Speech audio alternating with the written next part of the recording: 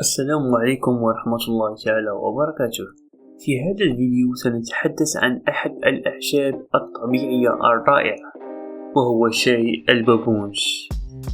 وكيف يمكن أن يكون واحدا من أقوى المضادات الطبيعية للالتهابات؟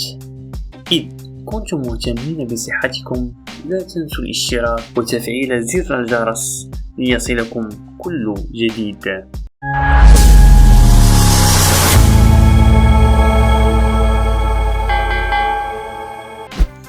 لماذا يعتبر شاي البابونج مضادا قويا للالتهابات؟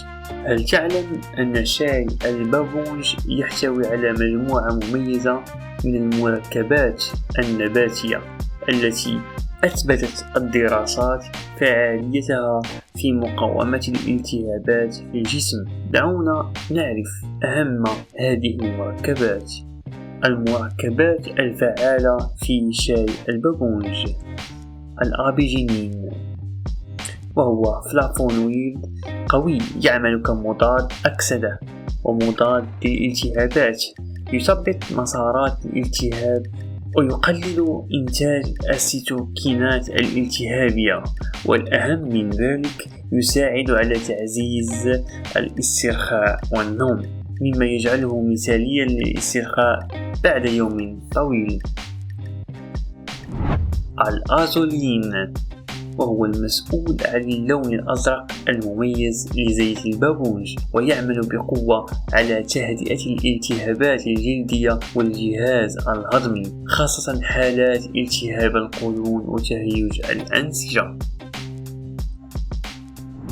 البيزابولول، هو مركب عطري موجود في أزهار البابونج، وله خصائص مضادة للالتهابات والبكتيريا، ويستخدم بشكل واسع لعلاج الالتهابات الجلدية وقرحة المعدة لكونه مهدئا ومرمم. الكوريستينين، وهو فلافونويد مضاد للالتهاب والتأكسد، يقلل من إفراز الهستامين ويفيد في حالات الحساسية والالتهابات والتهابات الجهاز التنفسي. حمض الكافيك ومشتقاته التي تساهم في تقليل الالتهابات من خلال تثبيط الجذور الحرة وتقليل الاستجابات الالتهابية الخلوية. فوائد واستخدامات شاي البابونج.